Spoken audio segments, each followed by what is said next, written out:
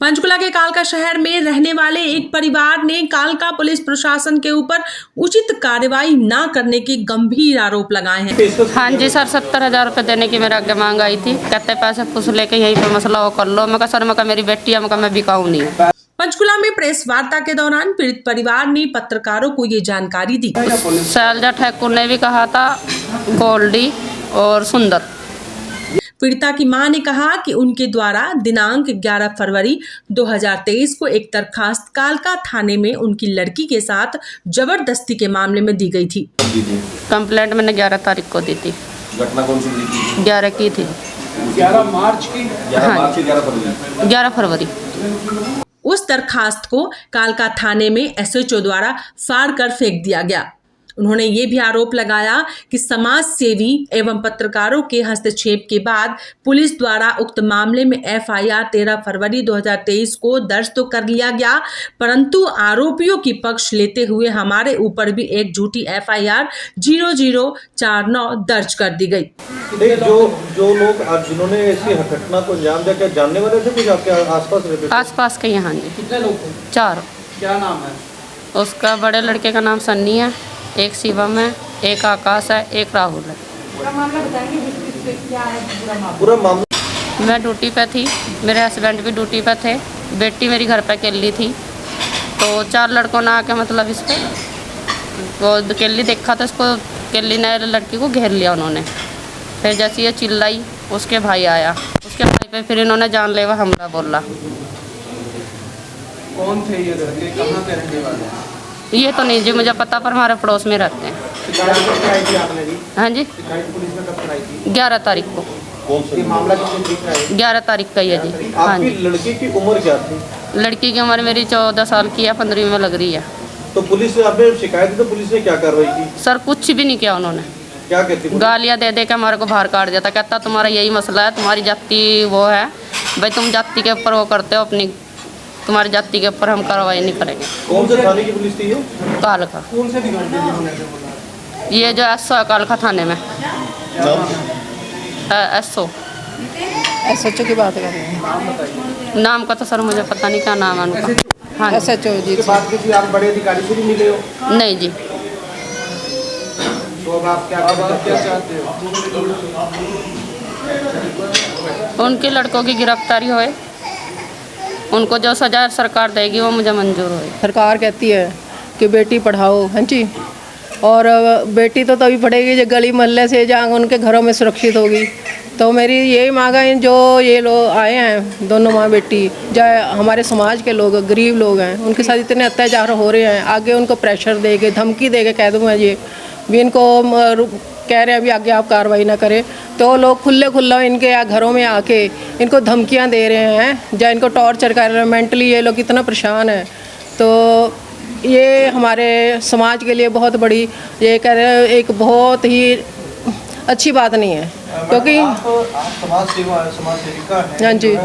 के काम देखती भी होंगी। हाँ जी। क्या आप कालका थाने गए थे आप खुद? मैं कि आपके पास ये मामला कब आया था और आपने इनकी क्या हेल्प की अब तक? इनका 11 तारीख को न्यूज़पेपर में भी आया था, जैसे हमारे अपने मोबाइल ऐप्स में उनमें सभी में आया था ये ऐसे से। पहले तो इन लोगों की कोई रिपोर्ट ही नहीं दर्ज कर रहा था, तो इनकी रिपोर्ट दर्ज करवाएगी। जैसे अब ये जाते हैं वो वहाँ के कहते हैं एसएचओ जी इनको गालियाँ दे दे के बाहर निकाल रहे हैं, तो ये अच्छी बात नहीं, क्योंकि हमारे जो पुलिस स्टेशन है ये हम आम पब्लिक के लिए एक सहायता का ना केंद्र है। सवाल ये था कि आप थाने गई थी?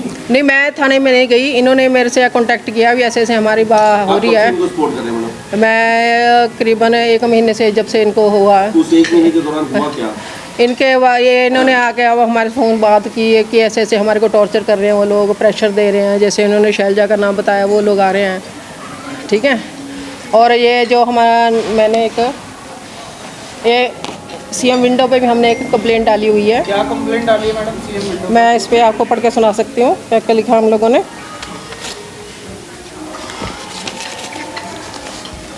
ये लिखा हुआ है मुख्यमंत्री हरियाणा सीएम विंडो पंचकुला, ठीक है जी।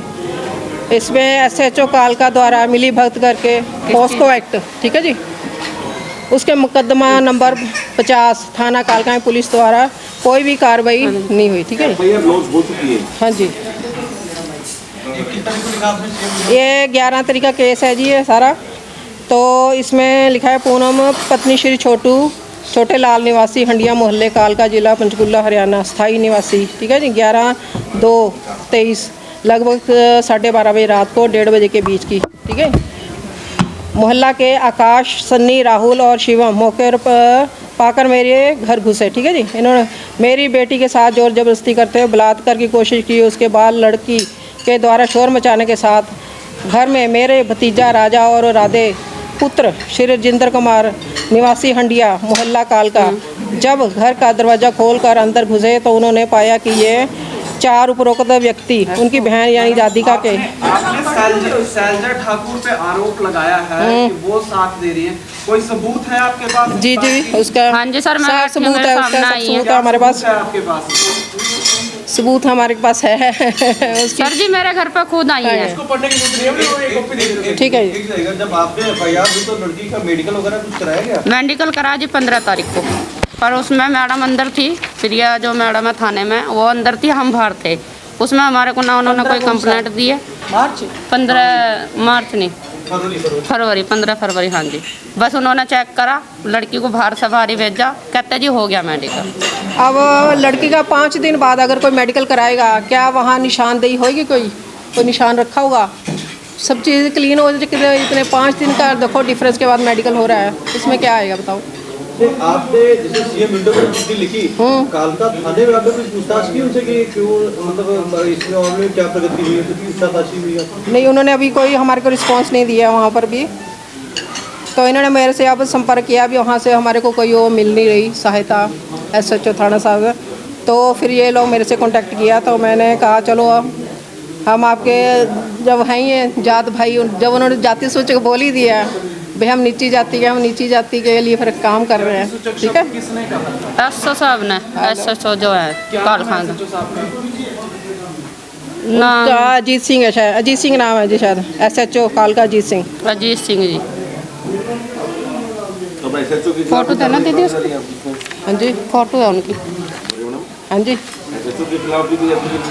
हमने सारा का सभी का नाम इसे जो सीएम विंडो पे सभी की उस पे लगा के दे दिया हमने। तो इसमें फ़ोटो भी है हमारे पास उनकी।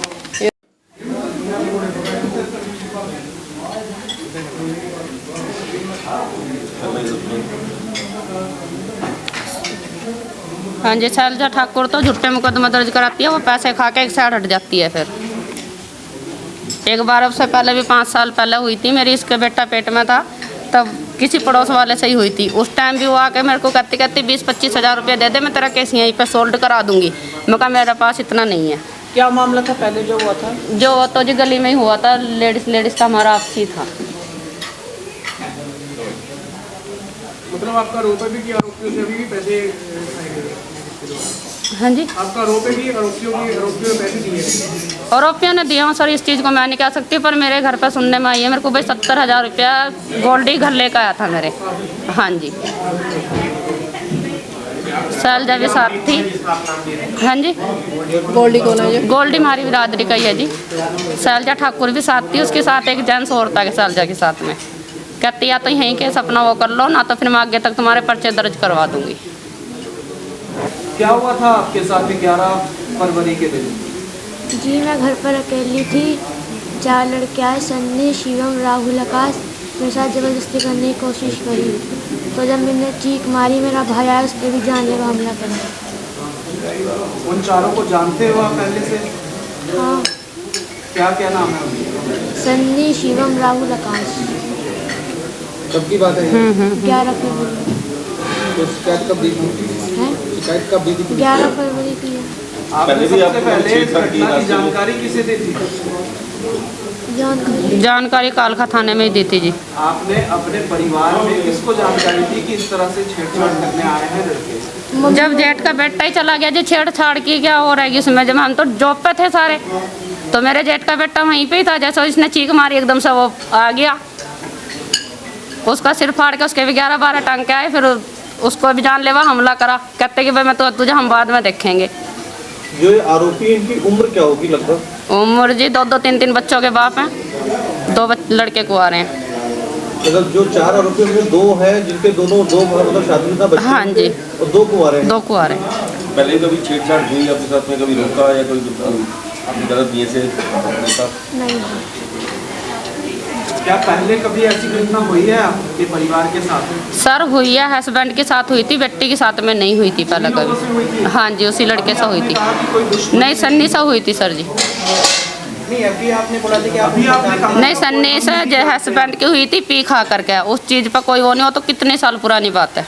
कालका थाने के एसएचओ पे आपका आरोप है कि वो कार्रवाई नहीं कर रहा है। क्या आपने इस दरमियान कभी उच्च अधिकारियों से शिकायत की या मिले जाकर? मैंने, मेरे को संज्ञान में अभी ये कुछ दिन से ही आया ये, तो अभी इन्होंने आगे जो एसएचओ साहब हैं उनको हम दोबारा उनको याद कराएंगे भी आपने एक मंदिर में बैठे हो, इंसाफ वाला मंदिर कहेंगे इसको, ठीक है, अजीत सिंह नाम है उनका। तो हम उसे दोबारा गुहार लगाएंगे भी इस बेटी को तो आप इनकी जो जितनी मदद हो आप कर सकें। आप जितने जो लोग इनको धमका रहे हैं उनकी साइड ना लेते हुए इनकी फेवर में काम है, जिनके साथ जोर जबरदस्ती हुई है उनके काम करना आपका अधिकार बनता है, क्योंकि आप एक सरकारी अधिकारी हैं। इसी मामले को लेकर हमारे संवाददाता ने एसएचओ अजीत सिंह से उनका पक्ष जाना। एसएचओ अजीत सिंह ने कहा कि सभी आरोप झूठे लगाए जा रहे हैं। इस मामले में दोनों पक्ष की शिकायत के आधार पर एफआईआर दर्ज की गई है। कालका की समाज सेवी की शिकायत के आधार पर नाबालिग युवती का नाम व चेहरा सार्वजनिक करने पर पत्रकार के खिलाफ एफआईआर दर्ज की गई है। नाबालिग युवती से छेड़छाड़ मामले व मारपीट के मामले में जांच चल रही है। दोषी पाए जाने वाले की गिरफ्तारी जल्द होगी।